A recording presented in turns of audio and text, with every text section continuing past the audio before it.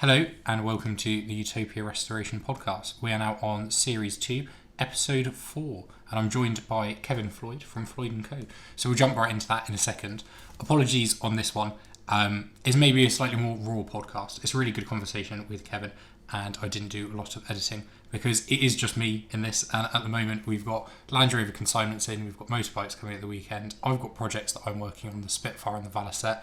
I'm trying to make podcast content every week for you guys. We've also got YouTube content coming out, and there's new items in the stock of automobilia, and we've got new apparel and clothing lines launching. So it's pretty busy, and some things sort of have to maybe take a back seat. So editing on this one is thin, but it does mean you get a really good, interesting conversation of me and Kevin talking about Hondas, Harleys, and Land Rovers. So I will leave you and we'll jump in. And just to mention, it is worth listening to the end on this one, as Kevin has a little surprise for listeners of the Utopia Restoration Podcast. Yeah, so I'll stop talking and we'll carry on. Hello and welcome to Series 2, Episode 4 of the Utopia Restoration Podcast. We are in the workshop again, so you may have to bear with the audio as we've got cars moving around outside and people doing work. But today I am joined by Kevin Floyd from Floyd Co. How are you doing? Yeah, not too bad. Yourself? Yeah, very well, thank you. We've got a lovely day today. I think it's as always, British weather, so you need to talk about it. It's good, 30 degrees. Yeah, I'd say so. Makes the workshop a bit warm. Yeah, nice little drive over in the Land Rover, so can't complain. As always, as most people on the podcast do, have Land Rovers, apart from Joe, who always lets us down with his MX-5. Right. So you're all right on that one. But for people that don't know about it, can you tell us a bit about Floyd Co and what the business is and what it does? Yeah, so predominantly it's a sort of lifestyle clothing brand. Started the brand in 2016, so we're just coming into I think quite old, 8 years. Coming into year 6 this year. Yeah. And then poor maths by me. That's right. Yeah, basically around sort of my love or sort of, constantly being around bikes and cars, from Harleys to Triumphs, and obviously now getting Defenders, sort of getting into that sort of scene and seeing all that sort of around. So basically, sort of, we do t-shirts, hats, that sort of thing, and leather goods, and some sort of motel style keyrings, which generally sell pretty well, and we just good. Don't worry, you take the support it. Then we're just sort of branching out into sort of more sort of custom things. So we're doing sort of deck jackets now and over shirts, that sort of thing. So just trying to sort of, looking forward, sort of expanding the range, going into different things, and looking to do sort of more seasonal. So obviously, doing we've got another sort of small summer update coming out in the next sort of 3 to 4 weeks. Just trying to sort of grow the brand and just enjoying being in that sort of scene. Yeah, well, it's quite interesting to hear. It's like what a lot of people sort of seem to say on these lines, and we've talked about this before, is it's generally like it starts from a place of passion, doesn't it? Yeah. Because we met this it was this year, wasn't it? Sort of maybe March, June. Yeah, February, March time. Yeah. Because you dropped me a message saying, "Oh, I recognise where you live based on your YouTube." Yes, yeah. So I was looking at basically searching YouTube for Defender content. Came across your channel and a few other people, and I saw you were involved with the London Mud Club. Yeah, those silly people that live down the road. Yeah, and then I thought, I recognise this area where you've been uploading videos from. So dropped your message, and here we are, I guess. Yeah, it's quite bizarre, isn't it?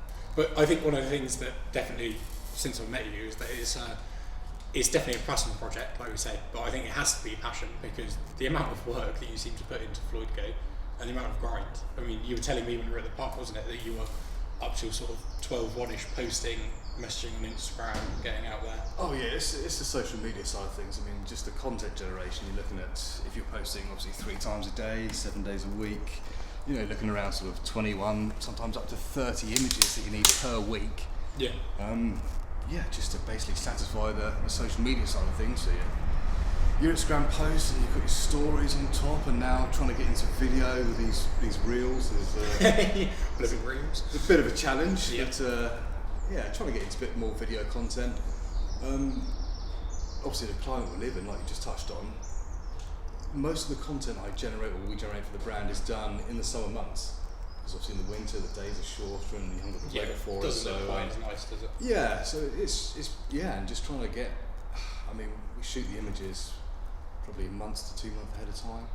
So we'd be looking to shoot the winter range probably around sort of August, September time. Yeah, so if it's going to be your models, it's going to be quite warm, aren't they? Yes, yeah. Should be a nice background. We won't have the drizzle in the background, hopefully. Part of the grind, though, isn't it? But so it was a passion project. But when did it sort of formulate, and when did you sort of it go from being a bit of a side thing to it now being the main thing that you do? Yeah, so it all started with just a quick drawing. I think it was. Was it on a napkin? No, it wasn't a napkin. It was. I think it was a post-it note. That was around September, October time, 2016. It was just an idea. I thought, let's just go for it. So I did a couple of designs. I think I launched 3 designs the first day. Remember the launch day, sat there, and the website went live, and I thought, here we go. And nothing sort of happened for a few days. Then it started to, orders started to come in. I started to learn the business a bit more. Started to learn, you need to build your social media before you can expect to, get the traffic to your website. It's all about that sort of balance. Yeah. And then, really sort of, it started to sort of take off sort of pre-COVID. But as soon as we went into lockdown, I mean, everyone was going online with their purchases and so on. And I just had so much free time. So I was home alone, just me and the dog. And so I thought, let's just make a sort of a proper plan. Let's take this business to the next level. And I think I've been, I left my full-time job, I think just over a year ago now. So this is my full-time job. And I'm just concentrating on expanding the range and trying to do some more launches and see where it takes me. Hopefully I won't have to go back to the shirt and tie life. But we'll see. I don't think I could imagine wearing a shirt and tie, I'll be honest. No, it wasn't wearing the shirt, it was ironing the shirt, which was the problem. Yeah, well, I think that's an interesting one, isn't it? It's again a sort of a bit of a COVID push. It's maybe done it. Do you think maybe if there wasn't sort of that opportunity from lockdown that you would have gone full time with it, or would it just taken a lot longer? I've always wanted to take it full time, because obviously, if you can do your passion as a full time job, then I think it's fairly fun, isn't it? Yeah. It's fairly consuming when you're winning, but it's not for me. It's not work. I may put double the hours in. It might be 16 hour days some days are 20 hours if I need to do certain things at certain times, but it's all worth it because I know I'm building the brand. It's for me. It's everyone gets involved. I've met so many new people along the way, like yourself and others, and it's building the brand, but it's also being a part of the community. I think as a whole, which is mostly enjoyment for me, to be honest. I get that. It's quite fun, isn't it? It's always got good communities around them, and I think particularly like you were saying, you're into Harleys and Triumphs. You sort of get communities around those. Like you go to weekly bike meets, don't you? Yeah. So I've had the same Harley now for, I think, coming up to about 14 years. It's pretty good going. I mean, I say the same Harley, the frame is the same. Yeah. I think I've rattle canned the tank. Has it had the same number plate? It's had the same. It's had 4 different number plates and styles of number plates. The registration number's always been the same. So the frame's probably the only thing that's about the original. Yeah, I think I've painted about a third of the frame, but the rest of it's still hanging on in there. Thank God for Hammerite. So yeah, I mean the Harley Davidson community, when compared to the Triumph community, and again comparing it to the Defender, the Land Rover community, is just so different. You get, just different types of guys. I go to a weekly bike night, which is quite a local thing on most Tuesdays, which is nice because you've got the bikes from, you've got 30-year-old Triumphs turning up. There was a Harley there the other week from the 1970s, one I've just never seen before. Didn't think I would ever see in my life. Yeah. And this car meet and bike meet is just literally down the road from me, so it's crazy. And then you get the guys with the brand new bikes, and there's guys that have been riding for 6 months, there's guys that have been riding for 30, 40 years. You're just meeting new people, and everything sort of just evolves from there, really. So what I try and do is alternate it. So 1 week I'll take the Triumph, the following week I'll take the Harley, and so on. And now we've got our London Mud Club meetings. Nice. Every third Sunday of the month at Blackbush Airport, and then Utopia's are open afterwards. Quick little plug there. If you want to come down, have a coffee and poke around the Spitfire or whatever's going on. Yeah, and again, a great bunch of people. I've learned so much from your channel, other channels as well. Just picking up small things. When I was first looking at getting this Defender, it's taken me 4 years to find the one I've got. It can be a search to find the right one for the rose in the rough, isn't it? Yeah. So I went through the whole Range Rover thing beforehand. I had a Evoque for I think about 2 years, and then finally with prices going the way they are and everything else, and vendors probably not going to be around for too much longer. Well, hopefully they will be, but I just thought now's the time. So yeah, found the Defender I've got now, and very much enjoying it. And the dog enjoys it as well. And I can use it for work. I can do the deliveries in there and general things like shopping. I mean, it is a bit of a workhorse, isn't it? I mean, yours does look quite pretty. It's got a very interesting paint, which we put it out to the listeners. If anyone can figure out what your paint code is, it's black in the dark, isn't it? But you put it in any sunlight, and it's got red metallic flecks that sort of come through. Yeah, so it's definitely got that sort of burgundy, like you said, red sort of burgundy sort of tinge to it. It's an odd paint. I mean, when I first looked at the car, I thought, oh, it's a nice black Defender, but then then you got it home.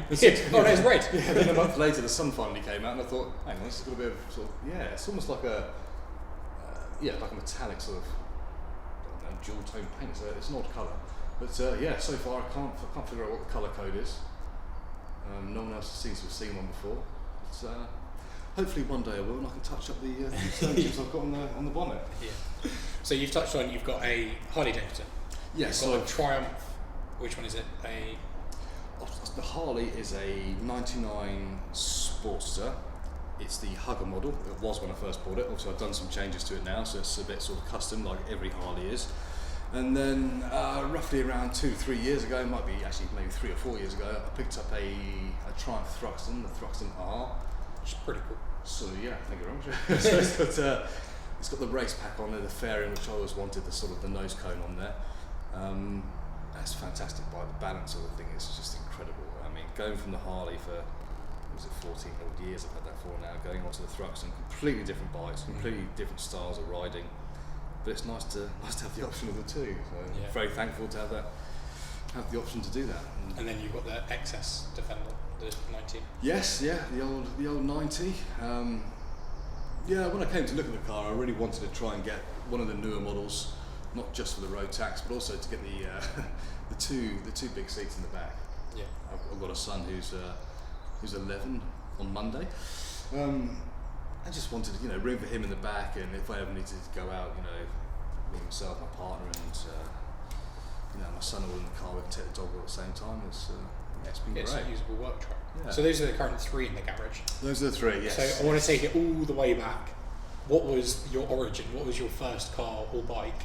And then let's see if you can go all the way through and remember and take it through. Because also, I know you've got another car that you technically currently only haven't mentioned, but we'll get to that later.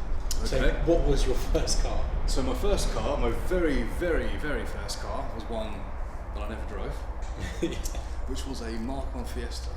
Well, they're pretty cool. I don't know if you can remember that far back. Yeah, there's the square headlights. Sort of looks like a Polo, but with a full That's the one. So, in my mind, it was a mini Mark 1 Golf, which it never was. It had a sizable rear window, and I thought, it's close enough. I mean, back when I'm getting on a bit now, back when I was 16, 17, 18, I mean, my first ever vehicle was a moped. Yeah. It was a 50cc moped, which I bought locally from a Honda dealership. It was a Honda, so a respectable brand, or was it a it was a Honda. Brand? It was a Honda Sky. That was in '98. It was an S-Reg. So I had that for 6-9 months, I want to say. I did my CVT. Then I went on to a 125, which was an Aprilia RS 125. I couldn't remember the last time I saw one on the road, to be honest. That was in '99, because that was a V-Reg. Great bike. I mean, going from a moped, which is basically a motorised chair, isn't it? Yeah.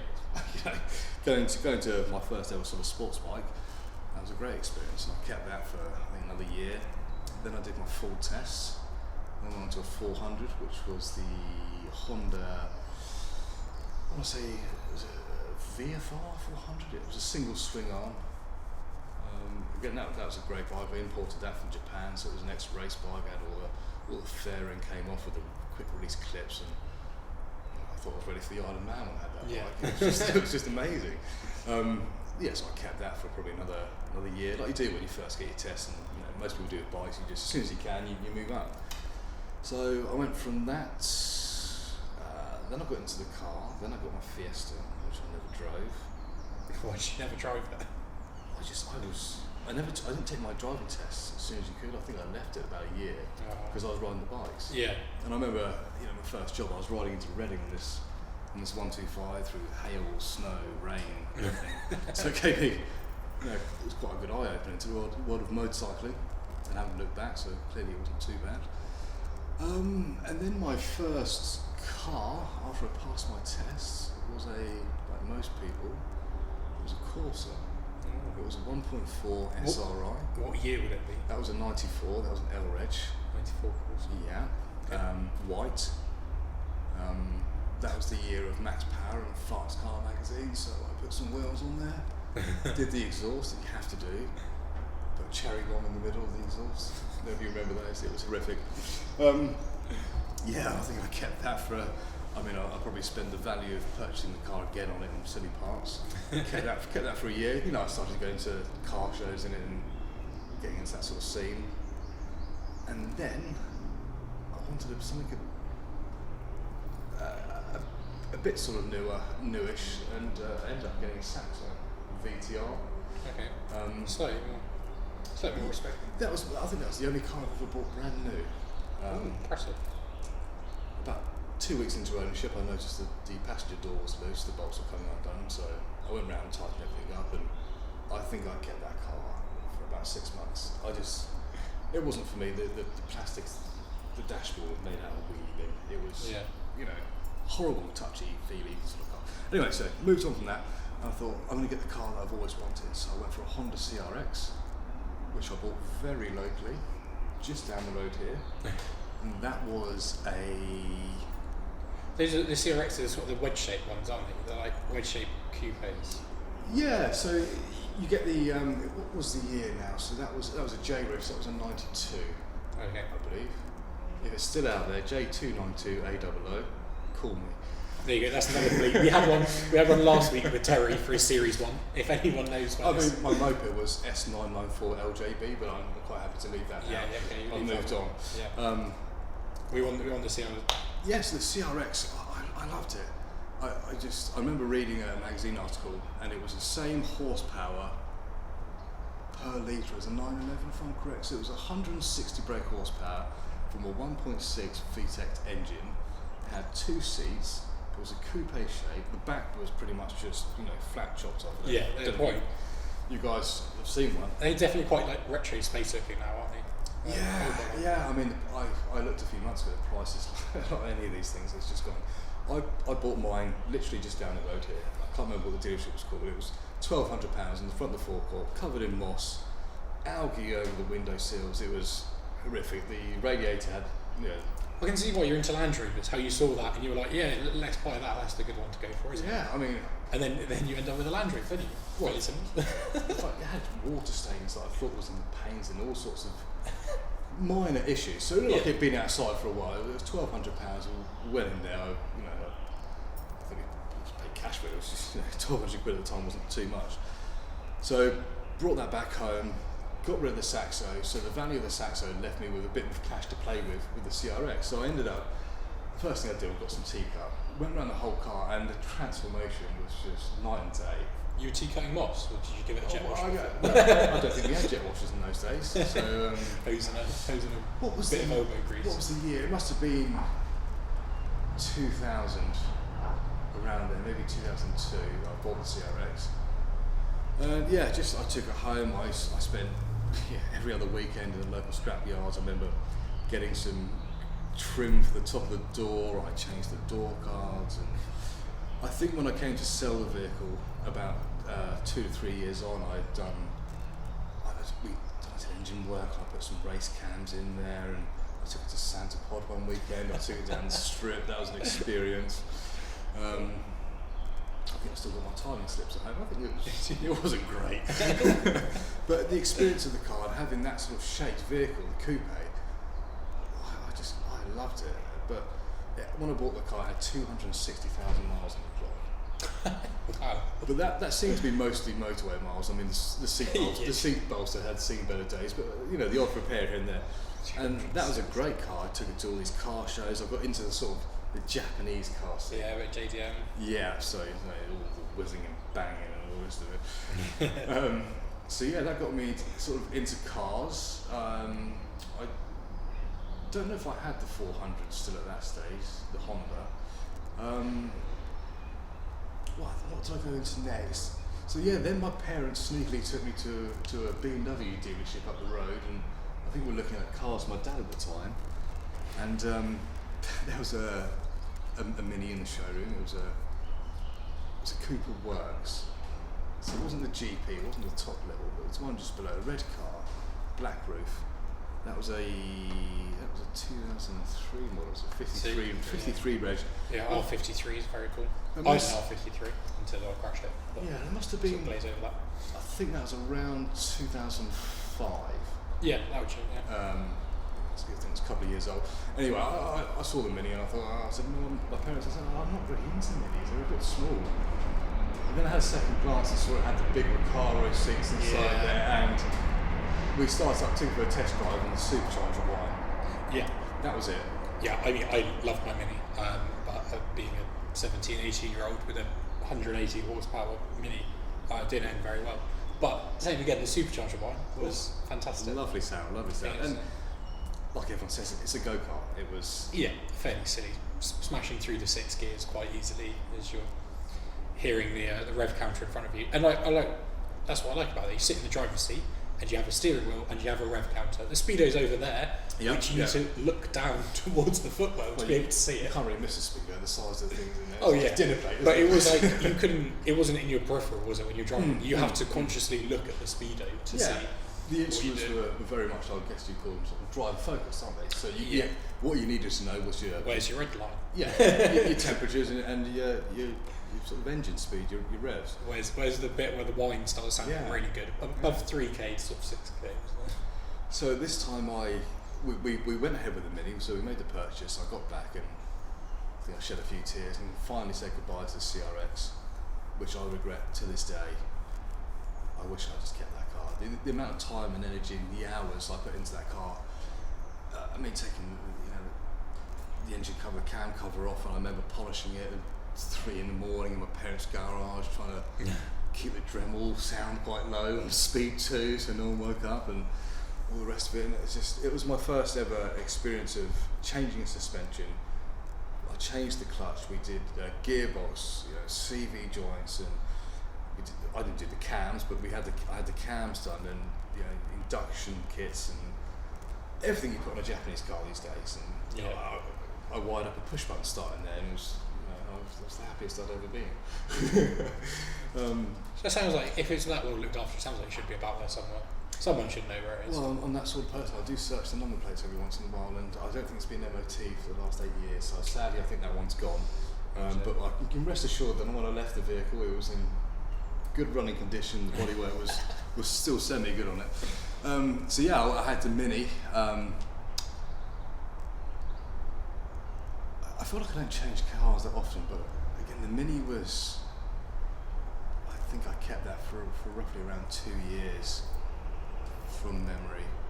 I think that's technically the average time that people own cars for is 2 years. Yeah, it was a great car, but it got too small. I didn't really need a bigger car, but yeah, they didn't have much boot room, did they? No, the boot space. What I did like was the clamshell front end. Yeah, very good. Again, just seeing that go up, it was just I thought I had a GT40 at the time. So the Mini moved on, and it was time to get semi-serious. Something a bit faster. So I liked the CRX, I liked the coupe, I liked the handling of the Mini. So I went for a 2002 Lotus Elise. Oh yeah, I forgot about this one.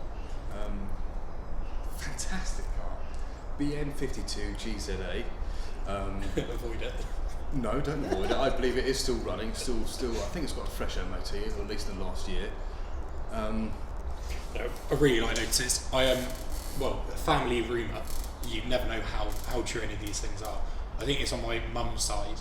I think it's my granddad's brother-in-law used to go down with Colin Chapman when he was younger, and used to go to racing with Lotus, and knew him when he was like a younger lad, and were building them in the shed and would go racing with them at the weekend before Lotus was even a thing.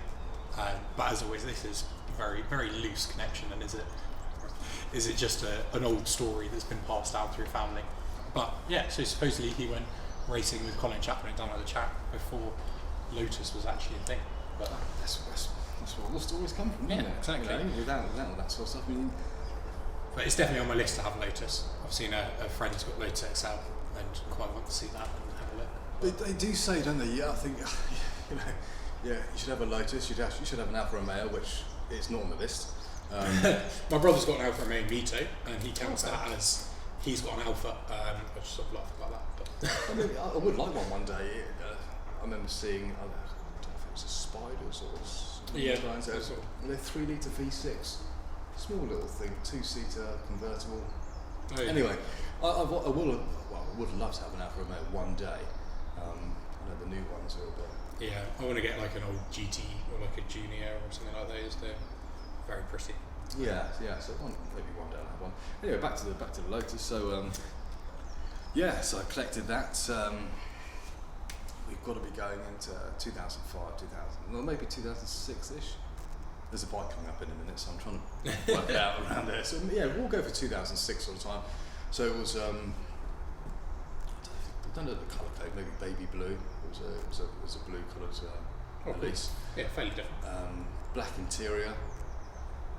Going from the Mini, I mean, I think from memory the Elise had electric windows, but that was it. There was no carpets. It was a touring pack, so I had the speakers in the front. So you had your steering wheel, the dashboard. I can't remember the branding now. Is it Tac or something along those lines on the? But the dashboard was like a race car dash. Yeah. All you had was literally the cluster, the instrument cluster. And there's sort of that like C shape, aren't there? There's no glove box. It's just like a shelf that you just put stuff, isn't it? Yes, Defender-esque. Yeah. So you had your aluminium shelf, which I think was actually part of the chassis. It was structurally part of the structure of the vehicle. So you had your instrument cluster, you had your steering wheel, you had your 3 dials for your air and your general sort of stuff. And I loved it. I loved taking the roof off. The roof was a bit of a faff. Yeah. Your chiropractor bills went up during that period of your life. Yes. You had a Lotus, so what's it really my toilet paper bills went up when I remember driving it January, February time round a roundabout, which was pretty. So there was a bike at the same time as the Lotus, was there? Yes. So I think it was 2000. 2007. I can't remember the years now. Oh, it's sort of this. Okay, it all merges. Yeah. I went to the same Honda dealership where I bought the moped from, and got the Honda CBR 600 RR. So it was the race replica. Yeah, RR. Race. That was. I had it in the movie star colours. So I had all the sponsorship logos down the side and all the rest of it. Oh, cool. Going from the 400 to a brand new 600, it was like going from the 400 to 1000cc. It was just, but there's quite a lot of history of Hondas, seeing these coming through. Yeah. They've got a lot of Honda bikes, Honda cars. And there's another. When did the Lotus go in the other Honda car? So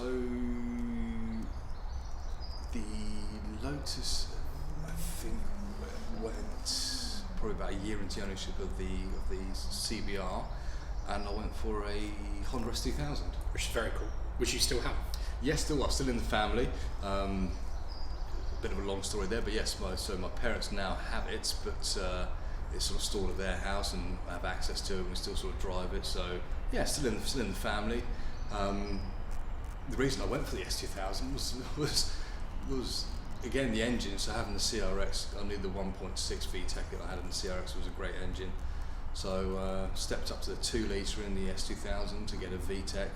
I think that was 240 horsepower from memory. Sounds about right. Red line around the 9,000-10,000. Yeah, it's silly. Should have brought it today, really, shouldn't I? I mean, yeah, it's one of my dream cars. It's on the list at home. Yeah, I mean, so yeah, if you're around it, I'd happily come ones here. As soon as you go onto that second stage, the second cam kicks in, you know, the VTEC, then it just takes off. The induction sound as well. The car just comes alive.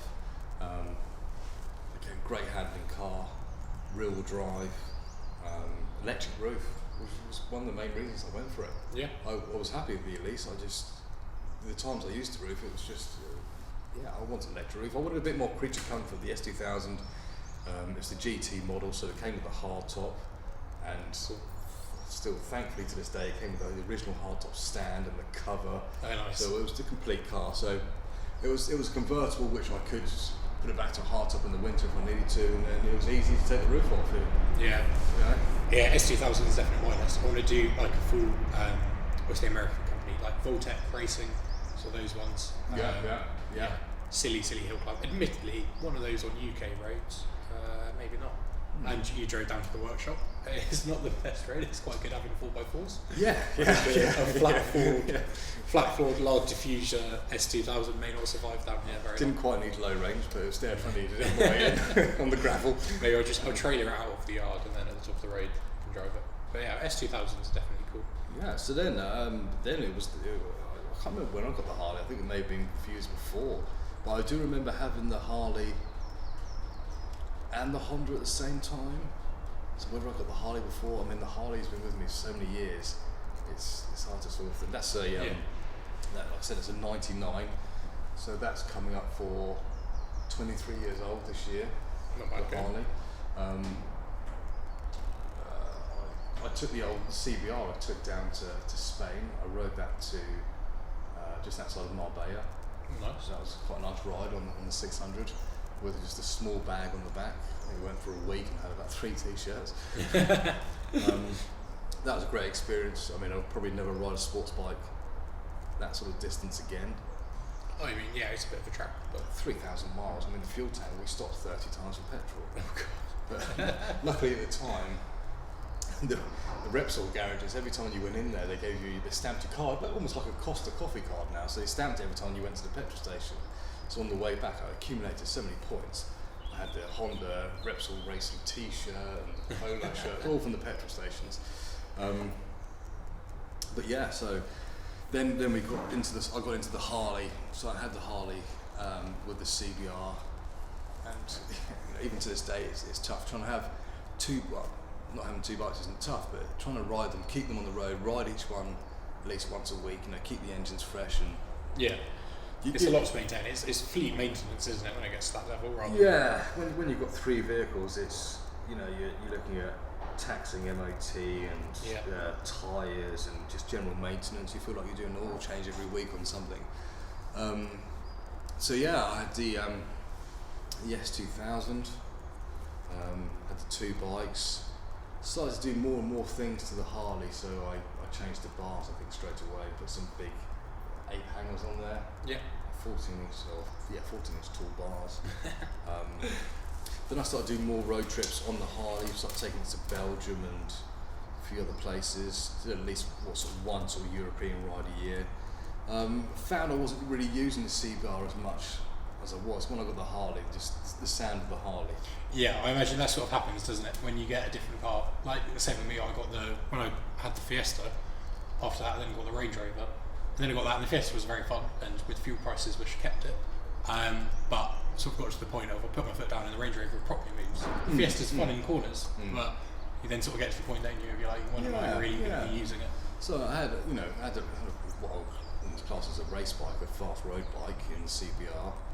I felt like it was a race bike because just the colourways and stuff on it. I had that and the Harley, and then I like the Harley. It was the first time I ever had a bike where you're not racing point to point. You enjoy it. It's a cruiser. Yeah. You're enjoying it more. If you take the CBR out, you've got the boots, the jackets. What I call the Power Ranger outfit. You're fully head to toe. You can't really go anywhere because you can't bend your knees when you're off the bike. And then the Harley was more, Kevlar line jeans and that sort of protective wear. It's more of a relaxed sort of ride, and you can just get on it in, said jeans and t-shirts or protective jacket and such. Which I guess maybe links more to like how you got into Land Rovers, I guess, as it's more of like the scenic route, that maybe not getting A to B quite as fast. Yeah, It's the sort of the enjoying the journey, or where this vehicle can then take you, isn't it? Where you can then go that's different. Yeah, I picked my Defender up, and the first thing I did was 300 miles on the motorway. So that was an experience. But like you did your like trips to Isle of Wight and stuff like that. Yeah, didn't you? the Defender. Whether it's I do a lot of motorway miles each week anyway, and the Defender's fine. People say, no, it's not right for the road. Maybe a TD5 isn't with the gearing. Yeah. But with the Puma engine, the 2.2 that luckily I've got in mine, you put it in sixth, I mean, you're doing 70, 85, maybe top end, but it's a sort of car where you just get in the high seating position. I'll get on to the other Land Rover in a minute that I had before the Defender. But yeah, I love the Defender. Yeah, like you said, I've been to the Isle of Wight in it. We've done quite a few road trips. We've been on sand, gravel, motorway miles. It's fine. Yeah. People say you can't live with it. It's my daily driver. It's absolutely fine. What's the yellow Land Rover you had before then? So the previous one was when I had my Evoque.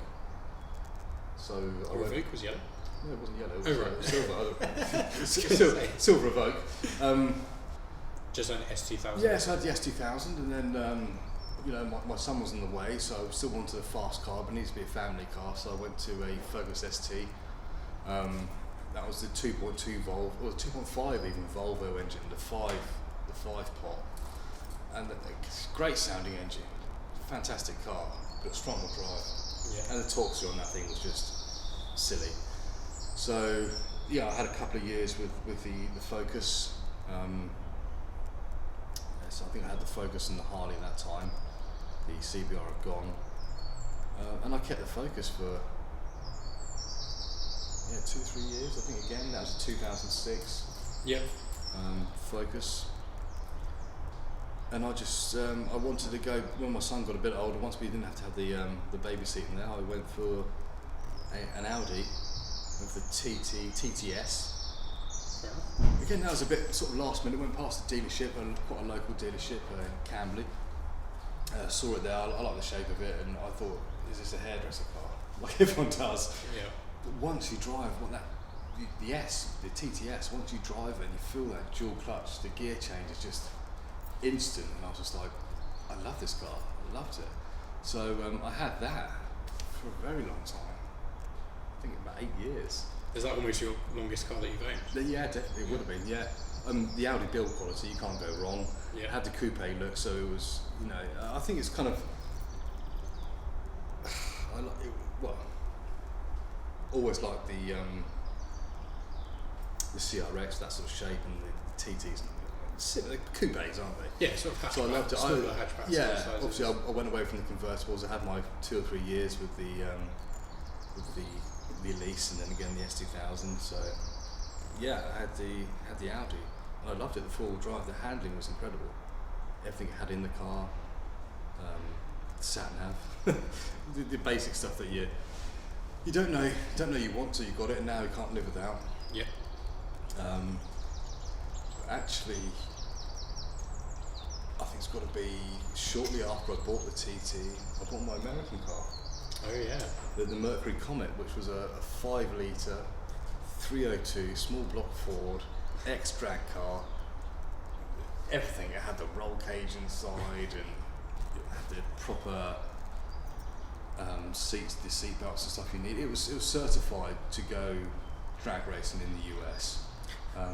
Got out. Quite a change. I sort of get, like when I met you, I get all the the Harleys and stuff like that is all sort of parts of it. But then you go back into your car history of what you've actually had. There's a lot of Hondas, a lot of things like that. Yeah. Well, then you go into the Harleys, and then you get an X-drag car that you daily drove. I think it was a sound of the Harley. So I had the TT, I had the Harley, then I got the Mercury. So I had all three for a number of years, 6, 7, 8 years. I had all three.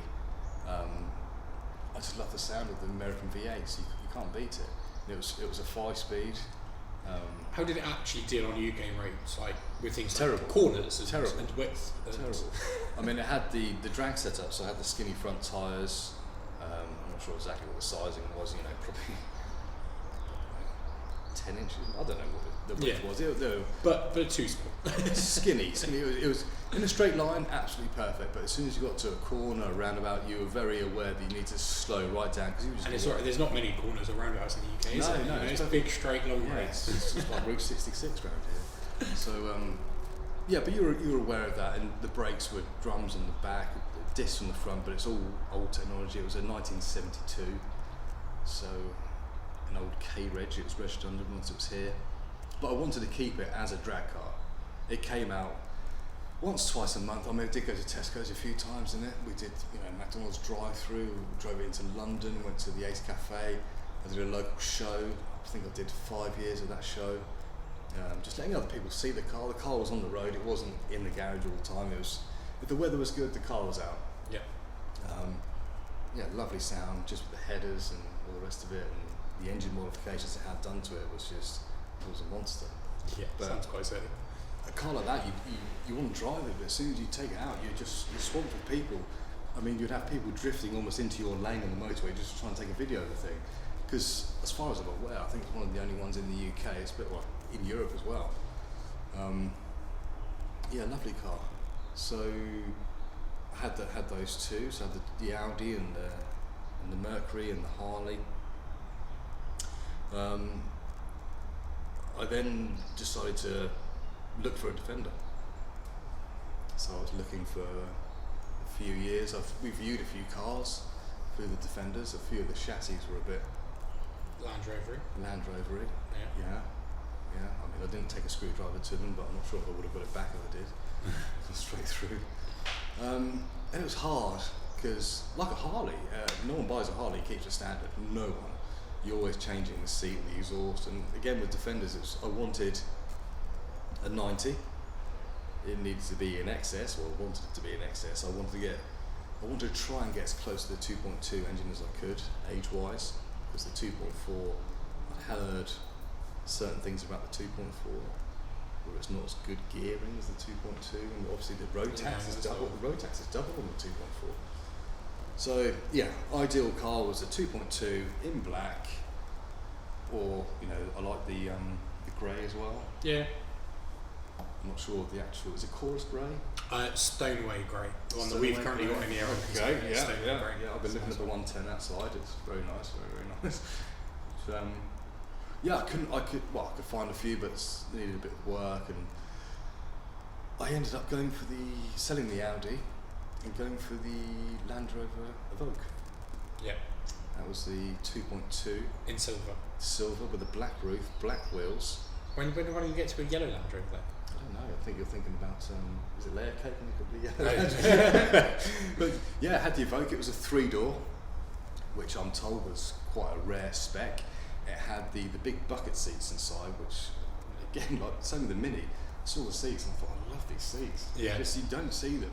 You just don't see them with the bucket seats. Very rare option.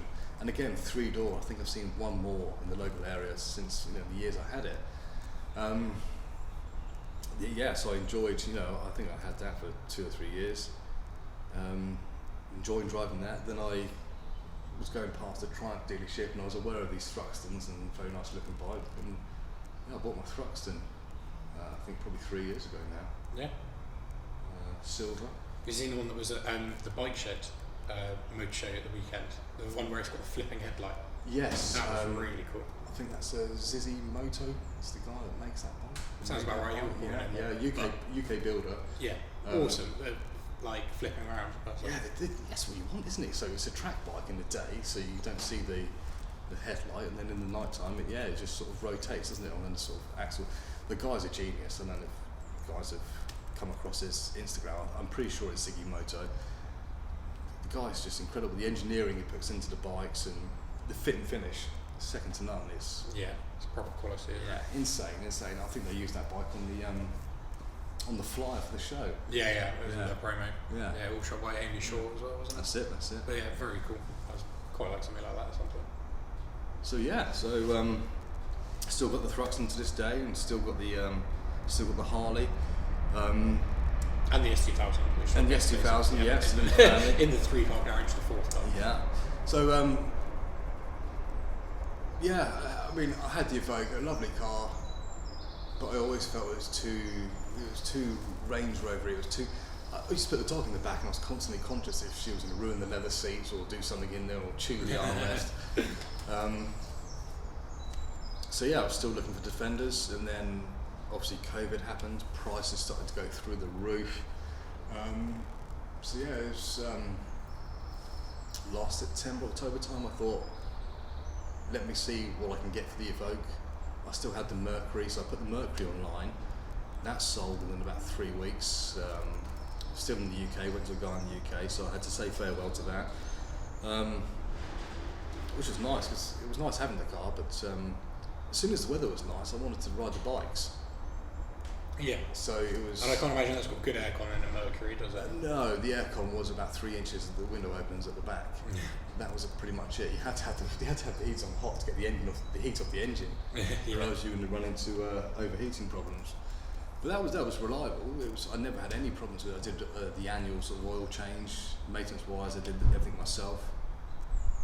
But yeah, I didn't do the mileage because it wasn't the best car to do the mileage in. But I'm glad I had it. I'm glad I experienced that sort of engine, having a small block V8 Ford, the screaming engine, and did all the car shows. So yeah, that was great. And again, getting into the American car community, not as easy to get into as Land Rovers and Harleys. I think it's more of a niche.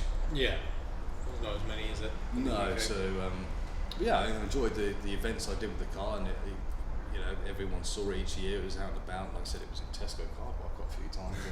And used to drive it to my parents. Anywhere I knew that I was driving to, wasn't in a hurry. Yeah. It was a nice day. It wasn't going to rain, because I did drive it a couple of times in sort of drizzly weather, and it was undrivable. You had the big Mickey Thompson rear tyres, the front skinny drag tyres. It was just not the easiest. Understeer to oversteer, to understeer to oversteer, and the windscreen wipers barely worked anyway. So. Yeah, windscreen wipers never work on old cars. So I think then we're pretty much up to date on the car. Yeah, so the Mercury went, the Evoque went, and I sort of pulled all the money from those two sales together. Luckily, I made a bit of money on the Evoque, and I made a fair bit on the Mercury, keeping it for so long. And then I got my glorious Defender, which is looking at us right now. Yeah. All stickered up with the Floyd Co. Yes, branded. So I've got my business name down the side. I've always liked the old sort of Defenders, and people used to have the butchers and the sign written. Yeah, so the sign writing on the doors. I guess that's again from the American cars, where back in the 50s people used to have all their sort of branding on the doors, especially if you had like a recovery business. Yeah. The F100s, all the sort of trucks from those, the Chevy step sides. I love all that. The illustrations on the side, almost similar to the planes in the previous World War II. Sort of, you get all that sort of Betty girl down the side, and she's riding the bomb and all the rest of it. Yeah, pin-ups, and so I've got the brandings now on the Defender. That happened. I think I've had the Defender now coming on 4 months, I think. Not bad, yeah. But yeah, lovely car. So yeah, Defender XS. I was looking for one with the rear windows. This has got the panoramic surround glass, which wasn't my first choice, but now sort of driving it, the visibility you get from it, and the security of knowing that no one can get into those small windows. Yeah, I think it is good, because same again. I quite like the commercial look ones, but driving my series with the sides down, you can't see anything. But I think it's the good in between, isn't it? Yeah. It looks like you've got commercial, but at the same time you've got the visibility and you've got the light inside. Because the glass is so heavily tinted, it's almost like a limo tint in the back. Yeah. Unless the sun hits it, you think it is a box fan. Yeah. Yeah. Yeah, so it's definitely cool. But maybe one day, if I was going to do anything to that car, I think in the future I may take the panoramic glass off and go back to the sliding windows. Yeah. I think the dog would appreciate having a head out the window. Yeah. One of the things. But again, like I say, it's all security wise. I mean, since I've had the car, I've spent thousands securing it. I won't go into the details, but it's got security. Anyone listening that's thinking about it wants to interestingly painted black, red. It's got security. That's what you need to know. I mean, I've gone as far as putting CCTV cameras up on the driveway now, just to monitor the vehicle. So I mean, it's great. And I love having the Triumph, British bike. Now got the British car. both quite iconic, I would say. And you feel a sense of, I guess, national pride. Yeah. I know, you can see your 110, your lovely 110 you've got out here. I see you've got the Union Jacks down the side and the small sort of badging. It's driving a British vehicle and riding a British bike is just, it's great. Yeah, it's perfect. So I think we've successfully covered off the history of the cars. So bringing it back a bit more to the business, what would you say your proudest moment has been at Floyd Co? Well, it's been a couple, really. I would say being able to finally walk away from my job. Yeah, going full time. Going full time, which has allowed me to put so much more time, as you can imagine, into the brand, which has then allowed me to expand it in the way I want to, probably quicker than I thought it may happen. Yeah. And the other thing is just, going to the bike shed show and places like that, and seeing people there wearing your t-shirts, your designs. Yeah, I imagine that's pretty cool, isn't it? Yeah, just seeing it out and about. Like, it's not your dad wearing your t-shirt, it's someone that you've never met before. Yeah, it's not a family member where I've just said, it's a bit, it takes you back a little bit, and I think, I've spent so long, it's something it's an idea, it's a concept you thought in your head. I've designed the t-shirt, all the designs I do myself, everything I do the website is me, the design of the t-shirts is me, down from designing t-shirts right down to taking the orders and parcels to the post office, wherever I'm going it's all me. So I guess it's just a sense of achievement. And being proud to see the design that you've thought of. It's gone from a concept in your head to you've done the drawings, you've then had it printed, whether it's a t-shirt or a hoodie or a jumper or jacket, whatever it is, and then seeing someone else seeing that item, that garment, and thinking, I love that design, I want that t-shirt, and then seeing them wearing it, enjoying your stuff, and seeing the customers not only getting that first purchase, it's repeat business. A lot of my customers that do purchase, some of them have now on their 6th, 7th, 8th order. That's really cool. And it's getting to know them. So I've got guys out there and people message you, and it's just getting that feedback, whether it's good feedback or bad feedback. Any feedback's good, but seeing the people Christmas time, people getting them as gifts, and obviously got Father's Day coming up this weekend, and it'd be looking forward to seeing people opening their Father's Day presents and seeing the t-shirts or key rings, whatever they've received, and it's just it'd be pretty cool to see. I can see that's one of your prouder moments, isn't it?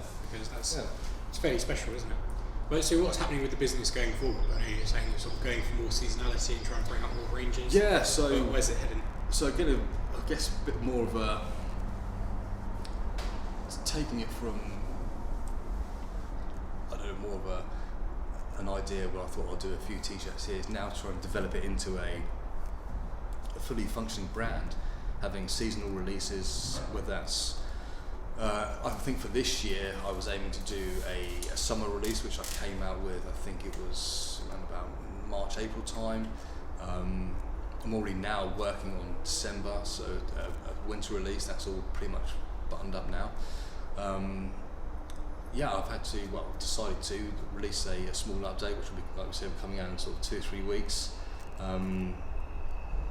If the demand's there, I can. Keep expanding.